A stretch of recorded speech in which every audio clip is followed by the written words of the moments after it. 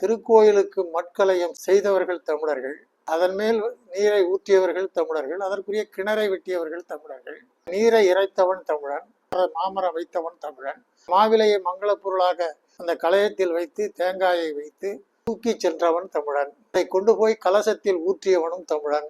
தமிழ் பாடல்களாலேயே அந்த இறைவர்களை பாடியதும் தமிழ் மரபு. இறைவனால் மொழி தமிழ் உருவாகியது. அதை இறையருள் பெற்றவர்களுக்கு இறைவன் வழங்கினார். அந்த அருளாலேயே நாங்கள் பாடல் பெற்றோம் என்று தமிழ் செய்யுள் சொல்லுகிறது. பழனி வித்தகா பூவினையை நூறு செயல் வேண்டும் இன்றே நேர்ந்து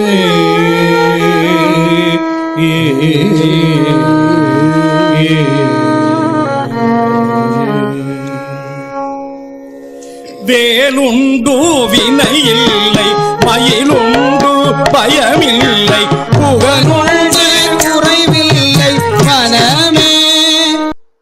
அந்த பாடல் மரபைத்தான் கூற்றாயினவார் விளக்ககலீர் கொடுமை பல செய்தன நான் அறியேன் என்ற திருநாவுக்கரசரின் முதல் பதிகமே இறைவன் அடியெடுத்து கொடுக்க நான் பாடினேன். தோடுடைய செவினே என்று சீர்காழியில் இறைவன் அடியெடுத்து கொடுக்க பாடியதாக அவர் வரலாறு வருகிறது.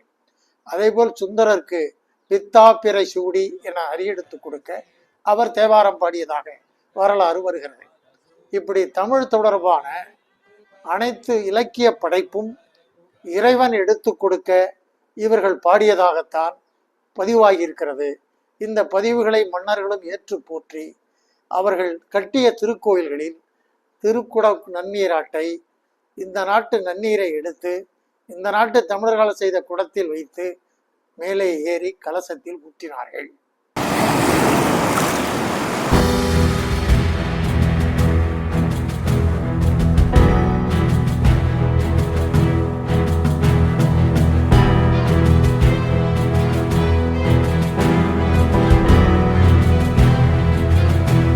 பாலாபிஷேகத்திற்குரிய பாலை தமிழ் பெண்கள் கறந்து கொடுத்தார்கள். பூக்களை தோட்டங்கள் வைத்து நீர் இறைத்து பறித்து கொடுத்து மாலையாக கட்டி கொடுத்தார்கள். இவை அனைத்தும் தமிழர்கள் செய்து கொடுத்த பொழுது அது தீட்டு இல்லை.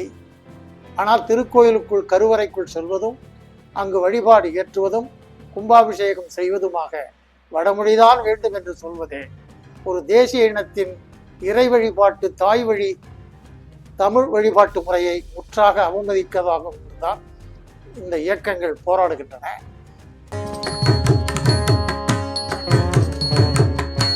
ஈசன் அடி போற்றி எந்தை அடி போற்றி. ஈசன் தமிழில் குடல் மூக்கு வேணும்னா தமிழனை போற்றி வழிபடுவதுதான் வழிபாட்டு மரபு. அந்த இறைவனை கடம்பா போற்றி, முருகா போற்றி, இடும்பா போற்றின்னு சொன்னால் நல்லா புரியும். இடும்பா சமஸ்மயாமி, முருகா சமஸ்மயாமின்னா அதில் ஏதோ ஒரு சமஸ்கிருத ஒலி தெரியுது. தாய்மொழியை விட இன்னொரு மொழியில் சொன்னால் தனக்கு அருள் கிடைக்குமோன்னு தவறான புரிதல் தமிழ்நாட்டு மக்களிடம் பரப்பப்பட்டிருக்கு. அது ஒரு மூட நம்பிக்கை. நம்மூர் கோயிலில், நம்மூர் மாதா கோயிலில் வழிபடுற நம்ம ஜனங்கள் கிறிஸ்தவராக போய் வழிபடுற பொழுது இதுமாதிரி இயேசுவேன்னு தான் கேட்குறாங்க, பரமண்டலத்தில் இருக்கும் பரம பிதாவேன்னு தான் கேட்குறாங்க. தமிழில் தான் அவங்க வழிபடுறாங்க. தமிழில் தான் அவங்க சர்ச்செல்லாம் கட்டி எல்லாம் நிறையா வழிபாடு நடத்துகிறாங்க. பைபிளை தமிழில் தான் அவங்க மனப்பாடம் பண்ணுறாங்க, தினமும் படிக்கிறாங்க. இஸ்லாமியர்கள் குரானை தமிழில் மொழிபெயர்த்து படிக்கிறாங்க. அவங்க ஒரு இசை வடிவத்தில் அரபு மொழியில் எதுவும் பண்ணிக்கிறாங்க. நம்ம தாய்மொழி தமிழில் ஏன் கூடாது?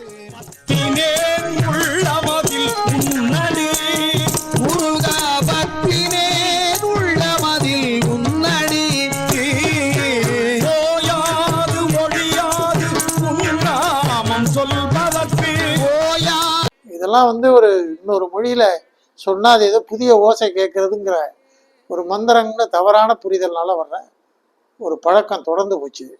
தஞ்சை பெருவுடையார் கோயிலை எடுத்துக்கிட்டிங்கன்னா அவர் திருமுறைகளை தொகுத்து 24 பண்களை வகுத்து அவற்றை கோயிலில் பாடுவதற்கு 48 பேரை நியமனம் செய்து அவர்களுக்குரிய நிபந்தனைகளை வழங்கிய மாபெரும் கல்வெட்டு தஞ்சை பெருவுடையார் கோயிலின் திருச்சுற்றின் வடக்கு பகுதியில் இன்றளவும் காணப்படுகிறது. வழி துணையாய் வருபவர்க்கு அரகரோகரா அரோகரா அரோகரா அரகரோகரா. மொழியை தாண்டி இறைப்பற்றுள்ளவர்களுக்கு தேவைகள் மிகுதி, வாழ்க்கையில் அச்சம் மிகுதி. நிறைவேறாத ஆசைகளை ஒரு திருக்கோயில் இறைவன் வழங்குவான் என்கின்ற தேவையை நோக்கி தான் மக்கள் செல்கிறார்கள். அதற்கு அவர்கள் வாய்ப்புக்கு ஏற்றவாறு பல வடிவங்களில் கோயிலை அமைத்திருக்கிறார்கள். இந்த நிலையில் அவர்களுடைய எண்ணத்தை வெளிப்படையாக சொல்லுவதற்கு அந்த தாய்மொழியால் தான் முடியும். அந்த தாய்மொழியால் தான் இந்த 63 நாயன்மார்களும் 12 ஆழ்வார்களும் தமிழ் பக்தி மரபை தமிழில் பதிவு செய்திருக்கிறார்கள். இவ்வாறு பதிவு செய்ய இந்த இறைவன்களே எங்களுக்கு அடியெடுத்து கொடுத்தார், அந்த இறைவனை நீங்கள் தமிழால் வழிபடுங்கள் என்று நமக்கு அறிவுறுத்தி சென்றார்கள். அந்த மரபு மீட்டு உருவாக்கம் செய்து தன் கருத்தை இறைவனிடம் தமிழில் பேசி அந்த இறைவனை வணங்க, அந்த இறைவனை தூய்மைப்படுத்தி புதிதாக வடிவமைக்கிற பொழுது குடமுழுக்கு நடத்த, தனக்கான வாழ்க்கை நடைமுறைகளை, தனக்கான கல்வி முறைகளை, தனக்கான பண்பாட்டு திருக்கோயில் கட்டுமானங்களை, அந்த வழிபாடுகளை அந்தந்த தாய்மொழியில் செய்வதுதான் எல்லா நாடுகளிலும் நடப்பது. புள்ளிருக்கு வேளூரே புள்ளிருக்கு வேளூரே அருள் மெய்யினையே கற்றவர் காய்வது. இறைவன் என்ற பெயரில் வருகின்ற வழிபாட்டில் நடுகற்களை தாண்டி முருகனே வருகிறார். முருகன் வள்ளியோடு தான் தொடர்புபடுத்தப்பட்டிருக்கிறார். தெய்வ அணையோடு தொடர்புபடுத்தப்படுவது சான்சினிட்டேஷன். இந்திரன் மகளாக காட்டி அவளை சூரசம்ஹாரம் செய்ததற்கு பிறகு இந்திரனே இருந்து திருமணம் செய்து வைத்ததாக பல புராண சம்பவங்கள் பின்னாலே வருகிறது. முருகனுக்கு தாய் தந்தை யார் என்றே தமிழ் இலக்கியத்தில் கிடையாது. அவர் ஒரு ஹீரோ, வீரநிலை கால தலைவர், குறிஞ்சி நில தலைவர்.